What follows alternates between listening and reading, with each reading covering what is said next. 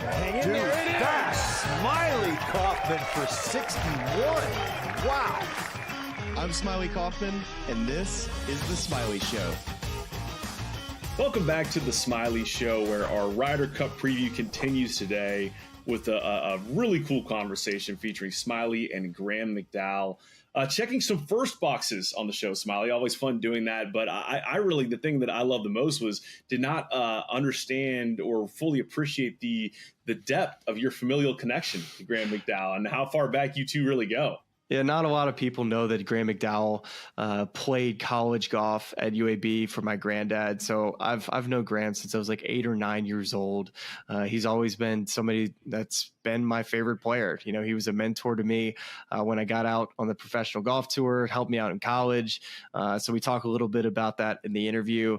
But of course, too, this guy's had just an incredible Ryder Cup career, incredible professional career. But the Ryder Cup specifically, he's had some key moments that he talked about in this interview, being a part of 3 winning teams, being a part of the captaincy side, being vice captain a couple of different times. So just the amount of depth of this conversation of stories, experience as we head to the Ryder Cup next week is as good of a setup as you possibly could have for what is to come next week at Bethpage and maybe what to expect a little bit from the European side that we've talked a lot about the U.S. side, so kind of give a little different perspective for maybe how the European side thinks was a great way to set us up for next week. Normally we just get right to this interview. So why are we here talking to you right now? Well, that's because we have to give you a production disclaimer here. We can't always get the tech quite right. We've been working through it this past few weeks behind the scenes.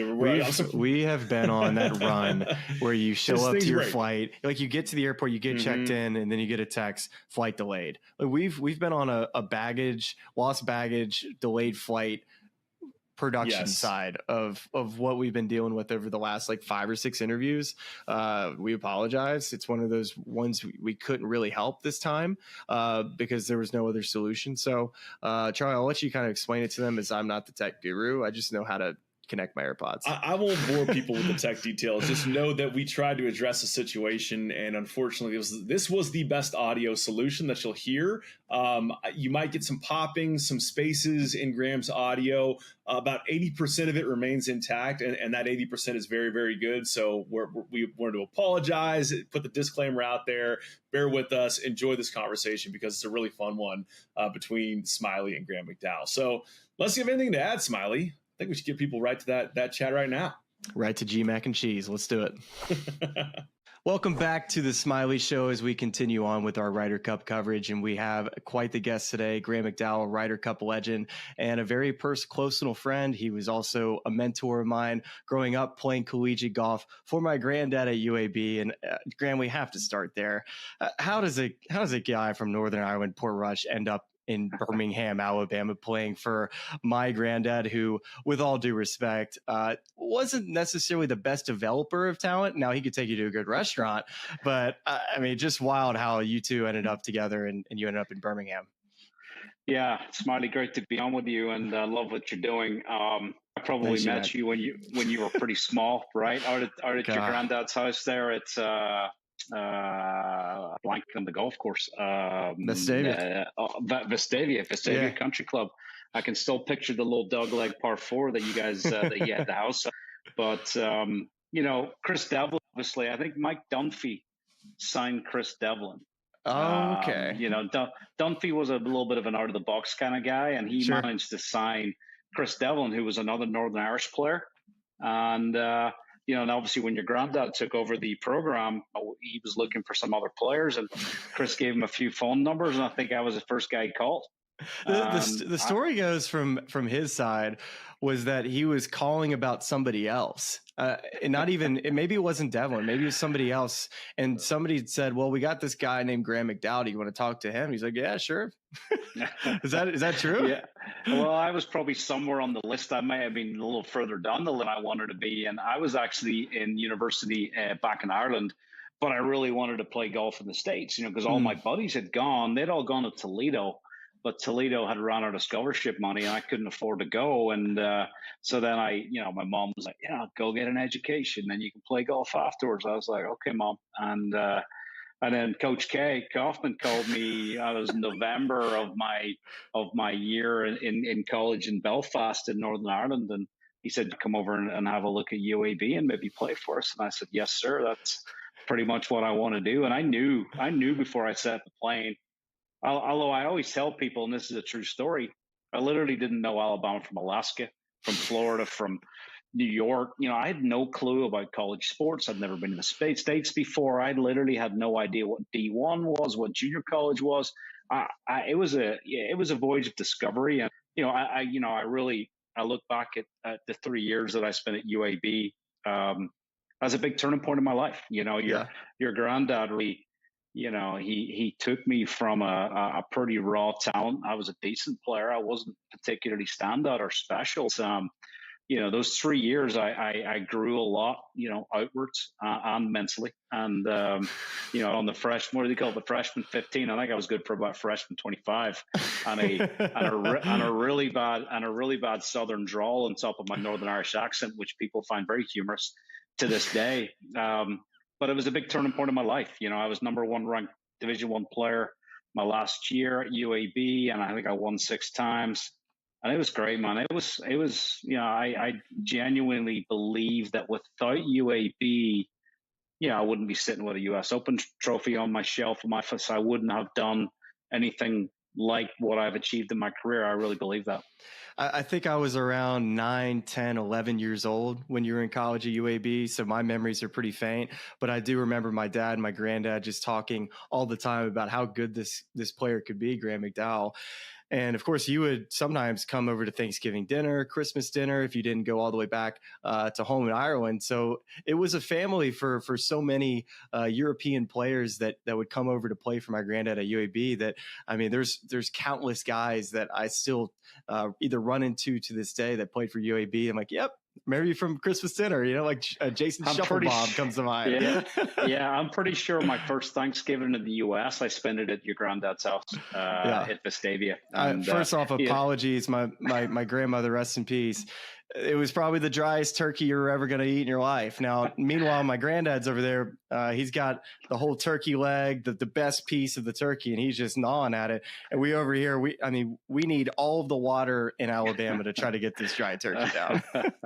I'm pretty sure we were probably over there in the corner, bust into the cooler and see what we could find at the bottom of the cooler. That's fair. That's fair. 19, 20-year-old college kids, just trying to steal a beer from somewhere. But no, Granddad, he was amazing. I always giggle to myself because, I would become a decent putter in my professional career. But when I first came to the States and started putting on greens at, faster than 11 in the stimp that I'd never really seen before, I used to give Coach K absolute connection fit. He'd go, I'd be drilling these things 5-6 feet by the hole all day, and he would lose his mind. I remember get very frustrated about the way I putted. And I definitely had a little bit of sort of some things to work out when I came to the States, how to, the short game and putting on some quicker greens, like old Overton out there. They used to get those things like running beautifully. Mm-hmm. And like I say, it was a big transition in my life and learning how to play the game a bit differently. But I used to give your granddad some heart attacks watching me hit putts for sure. He used to just stand too close to the hole, honestly, most of the time. And he would just watch you putt. And as soon as it came off the face, he would go, whoa, whoa, whoa, whoa, whoa. And just immediately it would make you angry as a player because, you don't want anybody talking to your golf ball, especially when it hasn't stopped rolling. He still has a chance to go in. And then, of course, the verbal frustrations that he would always have his walking chair with him. So if Graeme hit the ball in the water or a UAB player hit the ball in the water, or if I hit the ball in the water when he's watching, he's slamming that thing down. And he was one of a kind. And I know you probably have 1 or 2 good stories from my granddad, either driving the van or stories like that of getting frustrated on the golf course. Well, one of my favorite frustrated in the golf course stories from your granddad was, I think we were at regionals, or I can't remember where it was.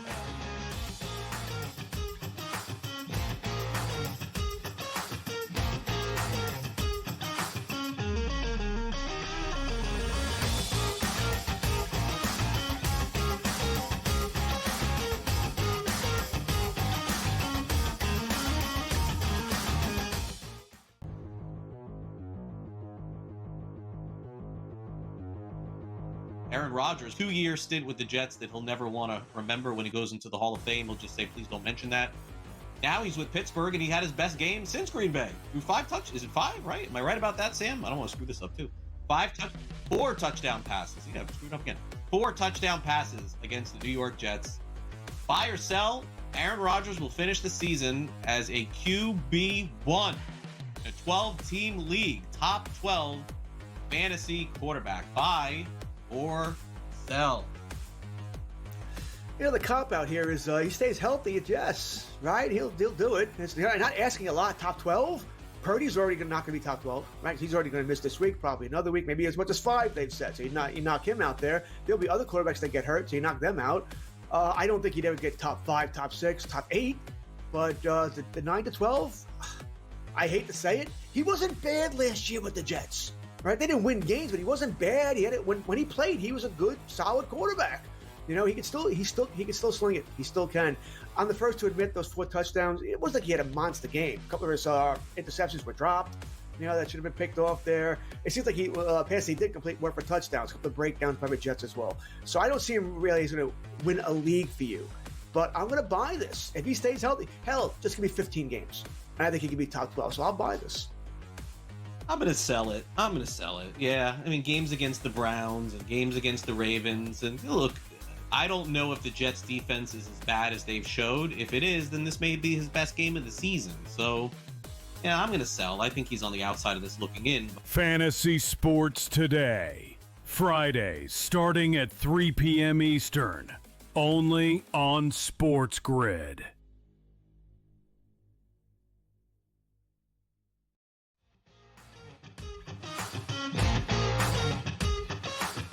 I'm on the 18th hole. I'll never forget it. And I see him up there by the green, you know, and he's watching us hitting our approach shot. And my playing partner, like, misses it, kind of like short sides himself. Terrible shot, you know. And I see Coach K up there. He slams his umbrella into the ground. And I start laughing at myself. And I say to my playing partner, like, my coach thinks that's me that just hit that shot. I hit it yet. So that was a moment for sure. Right, if he had an umbrella in his hand and the greens were particularly grainy, he'd be over there like on the side of the green, like scraping the green with his umbrella. And I'm like, Coach, you can't do that, you know. He's over there sweeping at the green, you know. I'm like, oh my God. But he was a beaut. He wore his heart in his sleeve, and like I say, sure did. I think probably one of my favorite moments. You know, I have so many Coach K moments, like the van, like that sitting at the door of those Dodge vans. You know, we used to have an over-under how many U-turns we'd make on a road trip, and you know, stuff like that. And digging out the car too, I imagine too. Oh yeah, he definitely put a few dents in there. I'm not going to throw him under the proverbial bus there, but when I won Alabama's tournament my last year, I played with JB Holmes all 3 rounds, and JB Is it Old Overton? Is this Old Overton? No, this was Alabama's event down. What was their golf course called down there? The University Track in Tuscaloosa. Old Colony. That was it. Old Colony. Yeah, and I play with JB every round of those 2 days, and he didn't make a bogey until the 15th. I'm about 4 back with about 4 to go, and JB hasn't made a bogey. I make a couple birdies. I get one in 2. I stand up on 16, which was a par 3, and I'm between wedge and 9-iron, and Coach K goes to me, you know, it's a wedge. I think the boys are hitting wedges, you know. So sure enough, I hit this wedge, and I make it. Oh. And JB hits in the bunker and makes his first bogey of the tournament, and I go on to beat him by like 1 or 2. But Coach K was always like, "How about that club? Listen to me. You got that club, baby. You got to listen to me more often."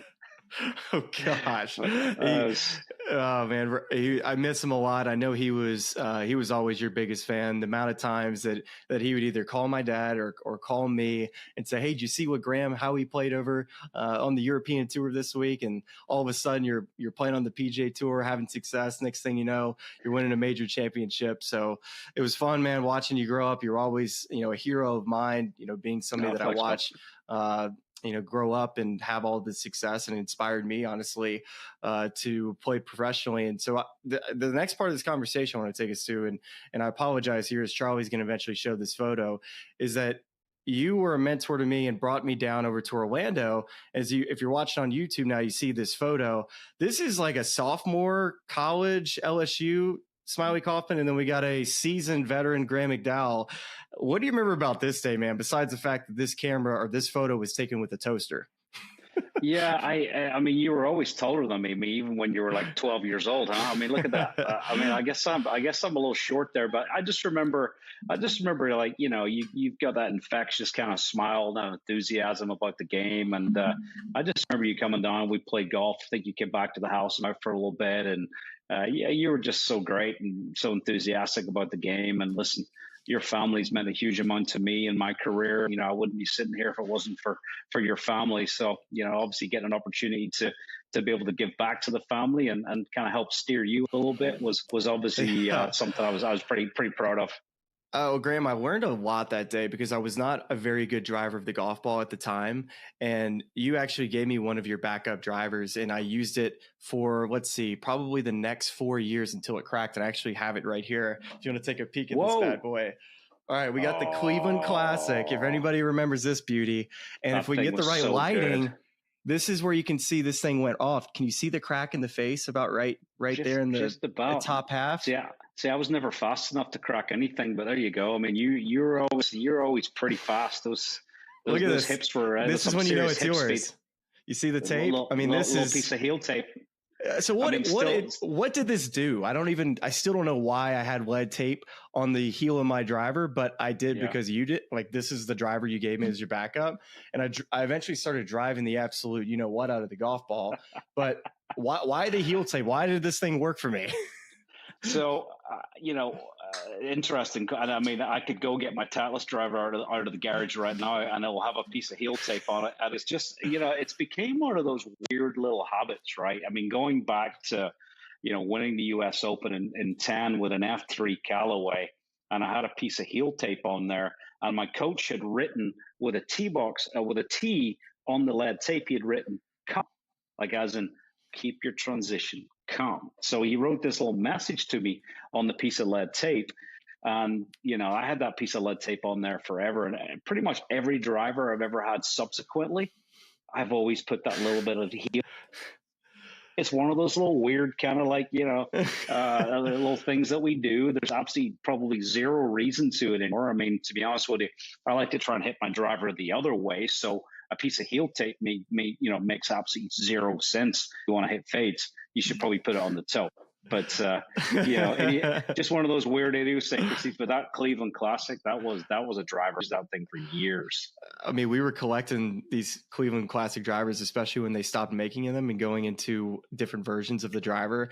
I was on eBay. I was trying to find any head that I could because I wasn't ready to move on from this beauty. I mean, it made a different sound. People, when they would look at it, they're like, not a fan of this. But the people that did hit it, like yourself, Keegan Bradley, myself, we swore by it. Yeah, no, it's interesting. I'm sure we'll talk about Keegan a little bit, but Keegan and I mean, I've been with Cleveland Strixon now for 15 years. And I mean, it goes all the way back to my UAE days with Dunphy, Mike Dunphy, who's, along being a Strixon Cleveland rep and obviously out there on the developmental tour, helped me a lot over my career. And I remember being back in college and we'd call Dunphy up when we needed some fresh wedges. And, he'd bring us around the house and, we'd have a couple of beers and listen to some Dunphy. And then maybe we'd get to the garage and go through the old bags and grab some wedges out of there. But, I played Cleveland for a big chunk of my career. And, still to this day, I've been with Strixon Cleveland, great company. Interestingly, Keegan and I, we've always been really like spookily similar on driver setup, and the way we look at golf balls. And Keegan would always like, when Strixon brought a new ball out or they brought a new driver out, like he would always text me or call me and be like, what are you seeing? Like, well, what's this driver doing? He'd be kind of bouncing ideas off me just about kind of the way we saw the stuff because him and I, even though, he's probably 10, 15 mile an hour ball speed faster than I am, but, for some reason we've had spookily similar setups on our drivers. We always kind of pretty much use the same golf balls as well. So him and I, we go back a long time and still speak and still text and obviously proud of, what he's done.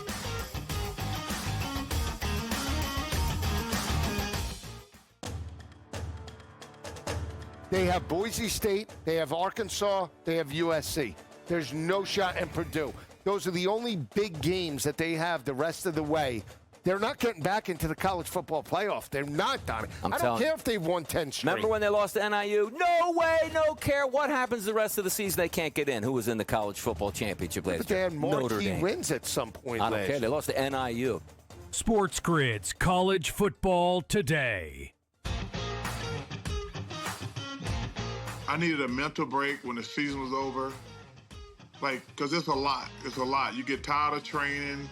But, man, I never get tired of playing golf. I love it. I mean, every course is different. Every day is different. And some days you're like, oh, I got this. I got it. Then you go out there and shoot a 95 the next day. I'm like, damn. The Smylie Show. Only on SportsGrid. I mean, I think so. You talk about how difficult it is to bring an expansion team into the league and have success in your first season. Like, that's fairly unheard of. And not only have success, but they're in the playoffs. So I think she certainly deserves to win Coach of the Year.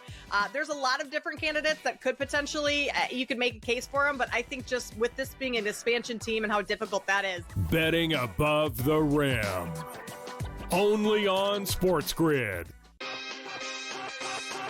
It was nice to see that even though they couldn't follow the same blueprint as last season or just the way that everyone thought their offense was going to run this year, Josh Jacobs struggled and Jordan Love stepped up. And if you're a Packer fan, that's what you were hoping to see, is that in the moments where you can't rely on the run, can the quarterback that you invested a lot of money into, now draft capital, putting weapons around him, rise to the occasion, and he did. Game time decisions. Only on SportsGrid.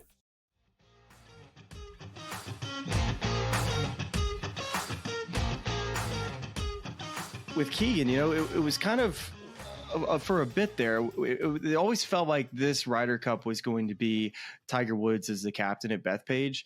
And when Keegan Bradley was announced, I think you maybe, like myself, were like, yeah, I see it as a good fit. But also Keegan Bradley's playing really good golf right now. How is this going to work? What were your initial thoughts when you saw that Keegan was named as the captain of this U.S. Ryder Cup team? Yeah, I mean, I'm skeptical in the beginning, because, Keegan's obviously still a great player. And, it felt like it was a bit of a deviation away from standard pro, I guess, a little bit. I mean, Zach Johnson's obviously, he's not one of the older guys either, I suppose. And, he was captain in Rome, right? But Keegan, to me, being still an active, competitive player, I thought it was quite an aggressive choice. And, to me, the most surprising thing is the way he's managed to play over the last 12 to 18 months with, the weight of a Ryder Cup on his shoulders and everything that goes into all the activation with corporate sponsors and all the planning, everything to the modern day Ryder Cup. It's such a massive thing, right? Trying to create the environment for the players, hotels and locker rooms and clubhouses and just everything that we know that kind of goes into a Ryder Cup. So the fact that he's been able to play the way he has and obviously play his way into a position where, if it's another captain, is Keegan Bradley on the 12? Yeah, I think most people's opinion is absolutely. Yeah. He deserves to. He played to a level where he is one of the 12 players that should be going to Bethpage Black next week. I actually watched the live press conference, and as he was making his picks, I think it was when he picked Ben Griffin. I kind of said to myself, he's not picking himself here. And I think you and I both, as soon as that was the pick, I thought that was the guy that might get left off the team, although nobody had earned their way on the team more than Ben, though, with how he had played this year. For sure, and that's absolutely no disrespect to Ben Griffin, but I kind of felt like Keegan was going to go down the list a little bit, and I kind of felt like he maybe jumped, and then when he jumped to Ben, who I thought was going to be in around 11 or 12 as far as maybe ranking the order of the players that get picked, when he jumped to him, I said to myself, oh my God, he's not going to pick himself, which, was one part kind of a little bit of a shock, a little bit kind of a disappointment, because we're like, first playing captain since Arnold Palmer in 67 or 69, whatever it was. And it would have been unbelievably exciting to see him go there next week and try and be playing captain. Would have been historic stuff. Right. So, but But then, when I sat back and thought about it a little bit, it felt like to me, and this is just my opinion, that he was in a damned if he does, damned if he doesn't situation, because if he makes himself as a playing captain, huge amount of pressure goes on to his shoulders going into there next weekend, right? And like an unfair amount of expectation and pressure, because if he doesn't produce and he doesn't play well, it's like, well, he shouldn't have done it. Nobody can do both in the modern era because of the asks on the captain and the amount of stuff that the captain has to do off the golf course, media, press, corporate, all the planning, all the team stuff, right? So, if he picks himself and plays badly, he just sets himself up for disaster, and to me, that was just too much pressure to handle. Basically, he obviously could have picked himself and played well, and the team wins, and he's a hero forever, right? But and it's legendary stuff. But to me, I felt like I thought the way he handled the press conference. I mean, I think he just, he's such class. He really felt like he was going to do the greatest job that he could for Team America by stepping aside and being the captain for these 12 guys and being the best captain that he could be. Because, to try and do both, something's got to give. There's got to be a 10% or a 20% maybe give on one side or the other. Maybe he's not going to play as much golf as he should because he's got, expectations off the course. So it was a really tough scenario. And I felt like he the only decision, in my opinion, that he covered himself in a huge amount of class by the way he conducted himself and the way he explained his decision making. And I think to go in there next week being led by a guy who's going to do a phenomenal job. Yeah, he's been extremely thoughtful and very good with communication throughout the entire process. I thought the press conference, he spoke entirely well about every single player and his decision-making on why every player that was picked. But there's also feels like there's been a little bit of mind games. Maybe I'm looking too much into this side, but when Rory was asked about the possibility of being a playing captain moving forward, he said, no, that's not something that I would do. I've actually already, theoretically turned that down, potentially being a playing captain. Do you feel like the European side, maybe outside of Rory, was cheering for Keegan potentially to play, just to feel like it would weaken the team a little bit, knowing how difficult that challenge would be to be a playing captain? I think it introduced a little bit of chaos to the U.S. side. I think just the mental chaos that it was creating, will he or won't he? I think the Europeans probably enjoyed it.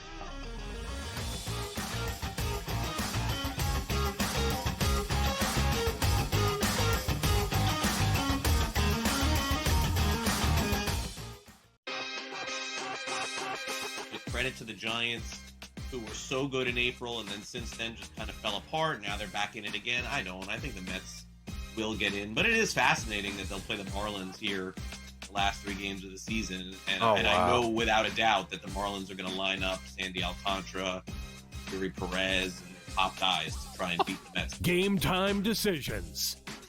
Only on SportsGrid.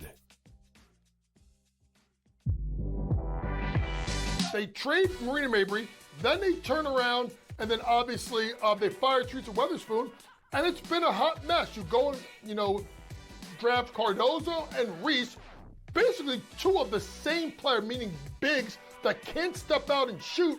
So it's a little bit of a clown show when you talk about the Chicago Sky. Betting above the rim. Only on SportsGrid. He says, you can't get in the position Tiger, Rory, Justin Thomas. Those guys are this tall.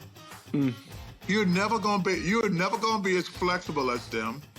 You got a lot more leverage and you got a lot of more moving parts than those dudes. The Smylie Show. Only on SportsGrid.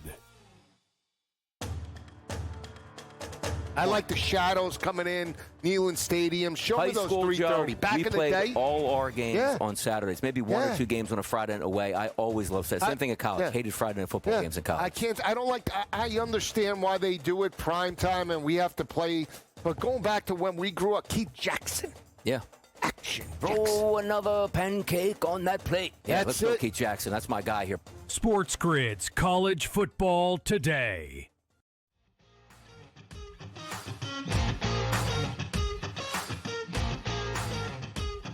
I'm not sure Rory kind of teed that one up to play mind games per se. I think Rory was, just being Rory, gets asked every question under the sun, and eventually that one was going to come up. And, I think, obviously 27 in Ireland. I mean, Rory McIlroy playing captain, be pretty radical, be pretty legendary stuff. And he's obviously, thinking to himself that, he wouldn't have the capacity to be able to do both of those things in Ireland. And, and he's probably just thinking out loud, just like, no, I've thought about it and I wouldn't do it. But having a home Ryder Cup in Ireland, Rory McIlroy, one of the greatest players ever played the game, being a playing captain. That's just such a huge chaotic situation with a massive amount of work to do there. So, but no, I say the European team probably enjoyed the drama that was around the whole Keegan the group Bradley chat had to be popping off. It was probably here we go, another article. Sure. Yeah, just chaos, like you kind of talk about. Yeah, and those are a real thing. The old WhatsApp groups, they're flying around, and I'm sure the boys were having a pretty good themselves. But I'm sure there was an air of disappointment in the European team room when Keegan decided that he was going to take a step aside and obviously try and be the best captain. So, I'm sure themselves though for a while. And I want to talk about your Ryder Cup career because you played in 4, you were on a part of 3 winning teams. And the first one that you qualified for was 2008. This is at Valhalla. And coming into that 2008 Ryder Cup, I believe Europe had dominated the last 3 Ryder Cups prior to that. So there was a huge emphasis in the U.S. side. I believe it was Azinger was the captain that week. There was a lot of emphasis on the pods and trying to get the team to play for one another. You had Tiger, of course, being the best player in the world, but they haven't necessarily had any of the results with having Tiger and Phil, the top 2 players in the world at the time, translate to a successful Ryder Cup. What do you remember about that first Ryder Cup in Valhalla? How much the U.S. side needed to win that Ryder Cup, and just maybe your overall experience of how nervous you were playing in your first one.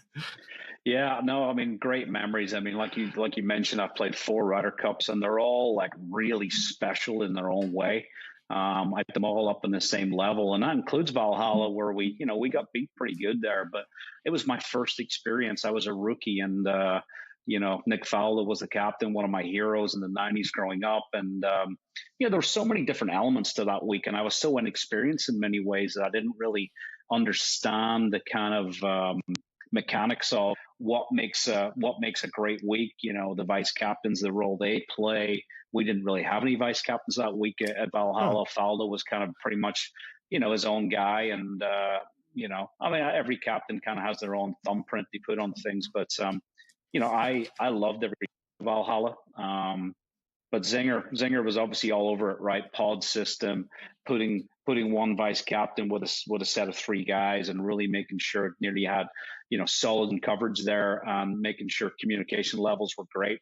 And I guess that's one of the things I've learned as the years have gone on, that when you have 12 players in a room, and see if those players flow from a Tiger Woods to a Boo Weekley who played in 08, you've got 12 different personalities, you've got 12 different egos, you've got 12 different guys that want different things. And you've got guys that are very rigid in their schedules. They need to know exactly what's asked of them for that weekend, and you can't really throw them any curveballs because they go, wow, I was ready for that, And then you have players that are absolutely ready to do anything that's asked of them, and they're very flexible, very fluid. And that's like one of the little psychology things that I feel like I've picked up over the years, kind of being part of Ryder Cups, that way that the captains and the vice captains manage each individual is hugely important, because you got to talk to Tiger Woods a little differently from maybe how you talk to Phil, from how you talk to like I say, Boo Weekley. I'm not sure why I'm picking Boo out. We're talking about Valhalla, and I'm seeing him riding the cowboy kind of driver off one of the boxes. That was legendary Boo at his finest. But Valhalla was interesting. They beat us pretty good, and they had a good team.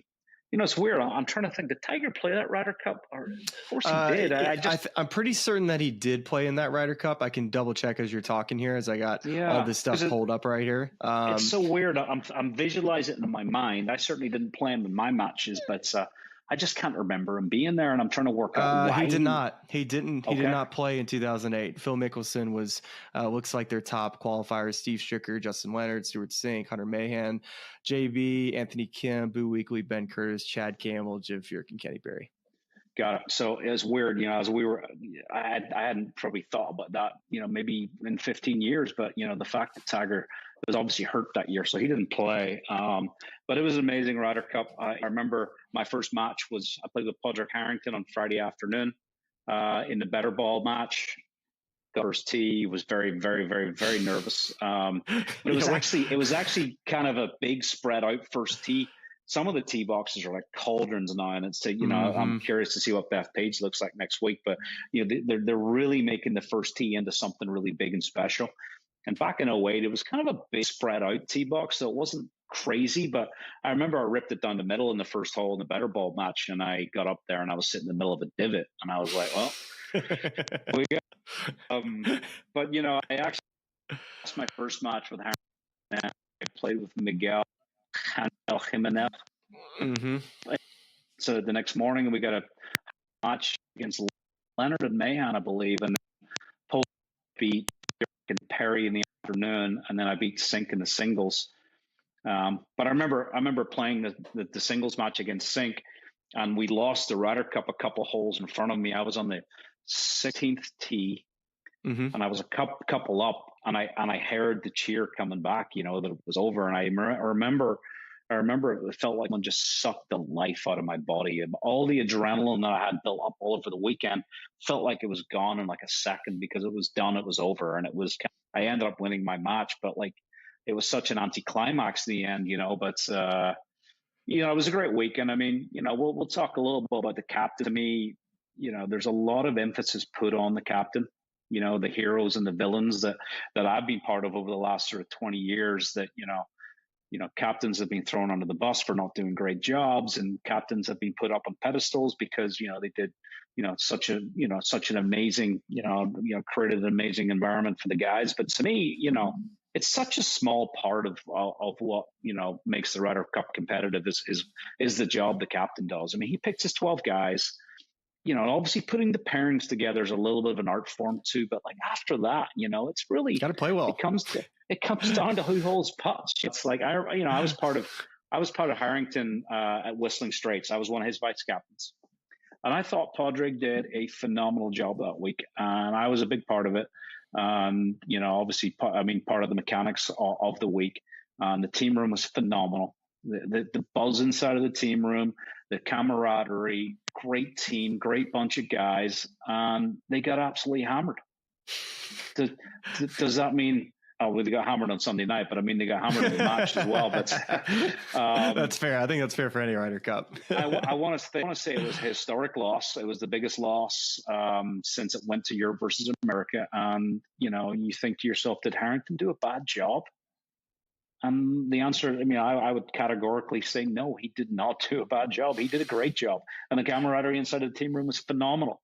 Yeah. So that's to me is an example of kind of the attention the captains get. At the end of the day, if the team plays great, they've got a chance to win. If they play badly as a team, they're going to lose. So you talked a little bit about maybe being a little unprepared for what to expect as a player in that 2008 Ryder Cup. And Graeme, I'm curious, was there anything that you learned or picked up through that first Ryder Cup experience, things that maybe you weren't expecting to inherit as far as information goes from veterans on that team on how to handle certain matches, whether it's momentum, certain things to do and not do, that maybe you weren't prepared for heading into the Ryder Cup, but after that Ryder Cup heading in to the next one, you're like, yep, I know exactly how to handle myself as far as the ebbs and swings of Ryder Cup matches? Yeah, it's a great question. It's a very kind of apt question, kind of, as the European team goes into a New York crowd next week, I think it's going to be something a little special, a little different. And And I think the crowd interaction is something that you have to learn how to deal with. I remember being in that match on Friday afternoon with Harrington. I made a nice putt on from the back of the 8th green, the par 3 from about 20 feet. And I'm kind of like fist pumping, and then I realized that like no one's clapping at all. Like I'm like, this is you're not used to that. You're not used to it. Yeah.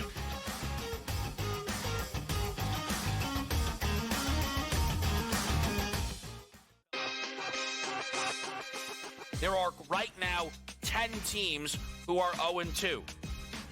Every team on this list is 0-2.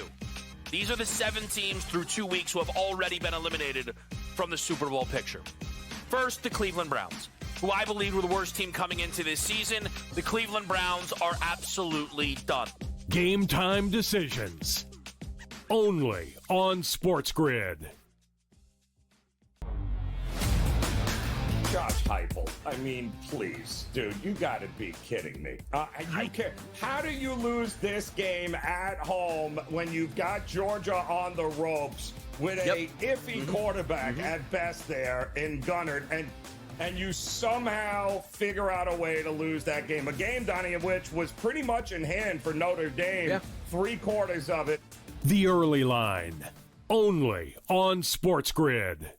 It's the most beautiful time of the year. No, not because of foliage or pumpkin spice lattes. It's because of football. SportsGrid has you covered all season long, covering every snap, every score, and every line move. Prepare, watch, win. Weekends are for winners. Only on SportsGrid. I needed a mental break when the season was over. Like, because it's a lot. It's a lot. You get tired of training. But, man, I never get tired of playing golf. I love it. I mean, every course is different. Every day is different. And like, some days you're like, oh, I got this. I got it. Then you go out there and shoot a 95 the next day. I'm like, damn. The Smylie Show. Only on SportsGrid.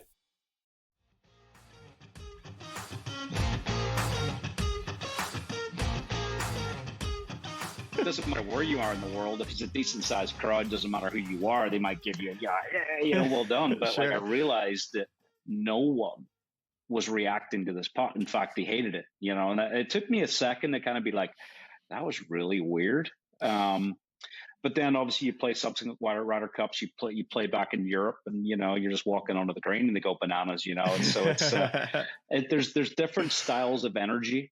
Obviously playing an away Ryder Cup in America, you're not going to be able to take any energy from the crowd, and that's something something we talk to the players about back in when you're playing in Europe. It's like if you're having a moment on the course where you've had a couple of bad holes or something, you can kind of like let the crowd kind of energize you back up again. You can kind of use their vibe and use their noise to try to kind of charge the batteries back up again. And obviously you don't have that ability when you're in the States because, they're not going to react to you. And in fact, they're probably going to have a negative reaction to you. So there's very different mindset expectation levels of, if you're playing well or maybe you're not playing well, kind of the noises that you're going to hear and just understanding kind of what they mean, and obviously being ready. I see, I read obviously the kind of news about these virtual reality headsets that we just recently talked about it. We have so many questions on what is being fed in these VRs. We all have questions. But, it's like it goes back to kind of where the Ryder Cup is today. It's the no stone left unturned kind of thing. And, I think the hostility level next week's going to be interesting, certainly for certain players, right? I mean, obviously, Sergio Garcia, obviously being a live player. And like at one point, it looked like I thought he was going to be potentially one of the top 12 players in Europe, but, really didn't have the year that he expected from himself.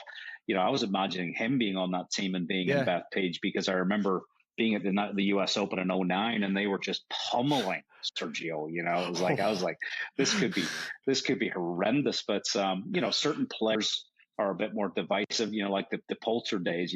Poulter used to just absolutely get it from every angle when he played a Ryder Cup in the States, but he loved it. He had that type of personality where, Poulter feeds off any publicity, positive or negative, and he pours it back into the tank. But obviously Rory will kind of get the attention, and trying to think what other players on the European team are going to get John the attention Rahm, of. Tyrrell Hatton. There you go. Shane Lowry's a pretty fiery competitor too. What you get him going? Yeah, and I read some quotes from Rory. I think maybe was it last week at Wentworth or the week before in Ireland, and he was talking about the way you react to the crowd. If you start giving it back to them, you're in for a long weekend. So I think unless you can handle it, right? You get a Poulter who's enough to kind of thump the chest and take whatever comes at him, right? But certain players may want to try and fly below the radar a little bit and just kind of tip the hat and go, yeah. I hear you swearing at me and you don't like me, but I'm gonna love you right back in return. And totally. Yeah. So it's certainly interesting. I think definitely. The mental expectation of kind of what's going to happen out there, especially for some of these. I mean, obviously the European team's very interesting. 11 of the 12 players played in Rome, but some of these guys have never experienced an American, a U.S. soil Ryder Cup, and it's a different noise, it's a different feeling, and you got to have some thick skin and. Especially out there Friday, Saturday when you're playing with your teammate, obviously getting in your bubble with your teammate, getting on with it, keeping your head down, obviously trying to win your point, trying to play the best you can.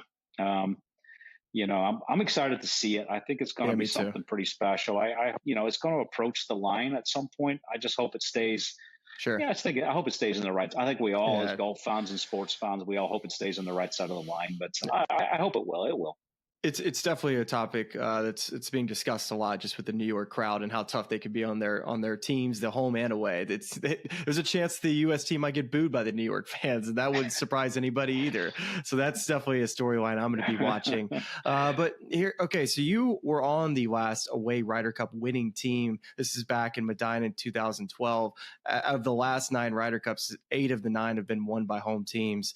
So you're in that locker room Saturday night. You guys are down 10-6. That United States team, you go back and look at that lineup they had over there. Most of those guys were at the peak or the top of their form of their career. And that was as strong of a U.S. team as we've had in a long time. I think the performance from the guys at Whistling Straits obviously was incredible, but that was a very, very strong lineup in 2012. So when you guys are getting ready for that next day, knowing that Sunday singles, the United States, and overcoming 4 points is a lot. I mean, did you think you had a chance? And what was the game plan going into Sunday? Yeah, it was a really strange week. Jose Maria Olazabal was the captain, and I'd been on a couple of Ryder Cups where he was vice captain, and he was a phenomenal vice captain. But as a captain, he was a bit different. He was a little bit more cerebral, a little bit less emotional. He was very emotional as a vice captain. I remember him coming in at Valhalla. Seve had just passed away, maybe not long, maybe a few years before that, I think. And I remember him make a speech at Valhalla on the Saturday night. I mean, we were getting pretty smoked, but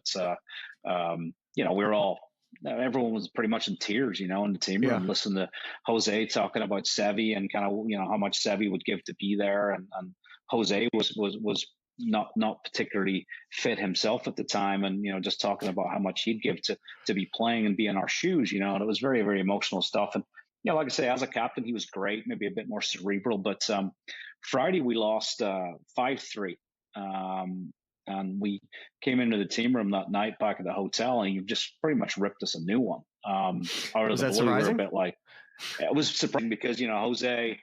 Yeah, normally he's normally a lover, not a fighter. He's just kind of one of those guys who's going to give you a hug every time he sees you. But we sit down in the team room and he chews us out, for our behavior on the golf course that day. He basically said, one player is walking down one side of the fairway, the other one's down the other side of the fairway. He said, you guys are a team. You need to act like a team. And I was thinking to myself, no, I thought I was pretty good with my teammate out there today. I played with Rory that day, but I'm not sure what particular group he was talking about. But he was upset about the way we had conducted ourselves as a team, and he basically kind of said to us, that next day that the 2 players needed to walk down that fairway like they were one, and protect each other and play for each other. And that was kind of the message on Friday night. He was pissed off, and he was pissed off at what he'd seen. And we all went to bed with our tail between our legs a little bit. So then, fast forward like 24 hours and we lose Saturday 5-3 as well. But, Poulter birdies those last 5 holes that afternoon with Rory. Rory standing the 18th green, that image of him just shaking his head as Poulter rolls in another 12, 15 footer, and just, goes fully in Poulter on it, full Ryder Cup Poulter. And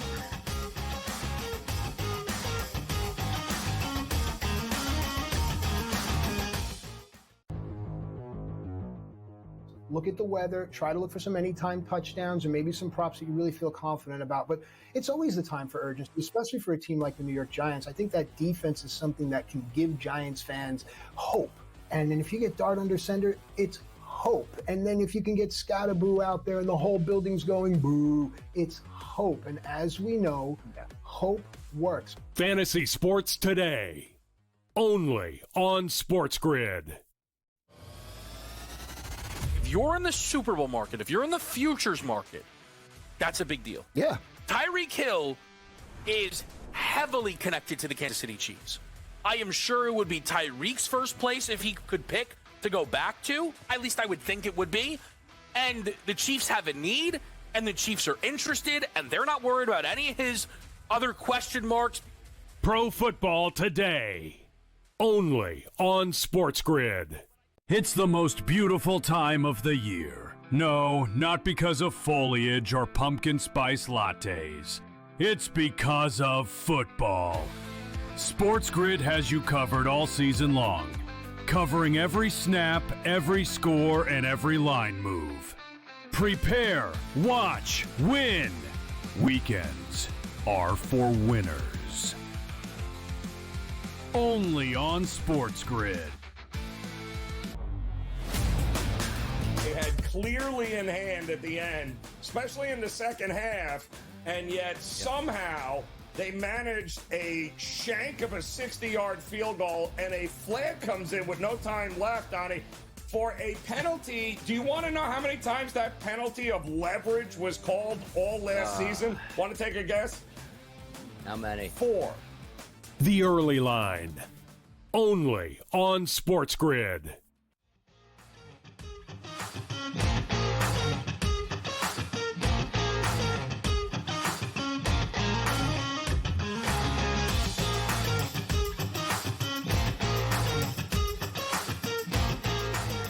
We go into that locker room 10-6 down, but there is an energy in the team room, which was, first of all, no idea where it came, apart from the obvious, Poulter turning that match around. But still, we're in a massive hall, but we're absolutely buzzing. We're the locker room is jumping. The energy levels within the team was just like, for absolutely, zero reason. We had no reason to feel we were. It was like almost 6 ahead. Our behavior, but the energy in the team was just unbelievable. Go back to the hotel. They sit this all down, and he said exactly what I wanted to see at Team Europe today. And he was up and he was energetic, and it was really weird. It didn't make any sense. Like I say, mathematically, it made no sense whatsoever. But I'm not going to say there was like a Crenshaw moment where he's like, I have a feeling. There was none of that. I have a feeling. It was just like there was an unbelievable amount of energy within our team going into that Sunday. And, it was a weird day for me because it was the only singles match I ever lost in a Ryder Cup. I lost to Zach Johnson that Sunday. He beat me on 17, but I remember being out on the golf course. I think I was around middle of the pack, maybe top half of the pack, about maybe 5th or 6th match. And I just remember the energy getting sucked out of the whole crowd. The whole piece of real estate just kind of started to go silent. Was that middle of the day? Kind of middle? Yeah, this when you're making the turn, or was it later in the back nine? Probably 2/3 into the day. I would say the last matches were making the turn. Justin Rose hadn't done his thing against Phil yet, but something, the match, things were turning. And I remember looking around at my caddy, Kenny, and I was like, whoa, that something is happening here. I think we were a couple down, so I'm in grind mode trying to win my match. But like you could feel the whole place, the whole place just. The life just was going out of the crowd, and the noise was just changing. And that noise is the noise. Can you tell a difference? Obviously, I imagine a U.S. one hole you could easily tell, but was there enough of cheers throughout the course that you could tell that, hey, I know the life got sucked out of the place, but could you hear the European chants throughout the golf course at times? Were there enough fans to at least give you an idea that you got some support out there? Yeah, I mean, it was more of a murmur, right? The European crowds kind of murmur, and the U.S. fans cheer when you're in American soil. So you can tell the difference between a European putt and an American putt, and going back to 2010 when I'm in the last match with Mahan at Celtic Manor, and Ricky Fowler birdies the last 3 holes against Eduardo Molinari, and I'm on the 16th fairway, and I can hear the American murmurs coming back from the 18th fairway, and we were like, oh, that does not sound good, because you could just tell. And I guess that day at Medina, you could tell that it was European stuff. It was European momentum, and the crowd felt it like early. They felt it with about certainly 5-6 holes to go. With multiple matches still on the golf course, you could feel the atmosphere changing. It was pretty incredible. Hey, when you're in that anchor position at Celtic Manor the year prior, and of course you just talked about Rory, flipping the match in front of you, you're in that spot for a reason. Did that captain, who was the captain at Celtic Manor that year? Montgomery, Colin. Did he tell you heading into that day, Graeme, I want you as the anchor. I want you to be the guy to be able to, if we need you, that I'm going to be able to rely on. Does the captain come up to you and tell you all that, or you just kind of find out when the pairings come out of where you're going to be placed? Yeah, I mean, I think different captains communicate themselves in different ways. I mean, some captains will McGinley in 2014 told me Victor Dubuisson and myself won our alternate shot match on Friday afternoon, and we hadn't played well in the better ball in the morning, so I figured we were going straight back out Saturday morning. And McGinley told me that I wasn't going to be playing Saturday morning. I was going to play foursome Saturday afternoon, but he wanted to keep me fresh because he wanted me to lead the team off on Sunday. So, I was disappointed because I wanted to get back on the golf course Saturday morning. But then all of a sudden he goes to me, but this is why I'm doing it, because I want you ready for Sunday morning to lead Europe off. And I was like, wow. But Montgomery was a little bit more like, he put me in 12th, and he told me afterwards why he did it. And, he's like, well, you're U.S. Open champion. I need a street fighter out last, and that's just the end, and that's what you're doing, okay? I was like, all right. And I remember being super pissed off. I was pissed off because I want to say we had a decent lead going into the singles. I think we might have been 9-7. 3.5. I think it was 3.5 points is what I read, or 3 or 3.5 is what Google was telling me. Yeah. Okay. So we had a decent lead, right? Not quite the 10-6, but just a half points on that. So, so when I'm playing 12th, I'm like pissed off. I'm like, I'm going to miss all the fun here. These boys are going to be up in front. It's going to be all over. I did that once in Valhalla. I hated it. And, but obviously little did I know that, it obviously could end up coming down to our game. Gosh. So I ended up having all the fun.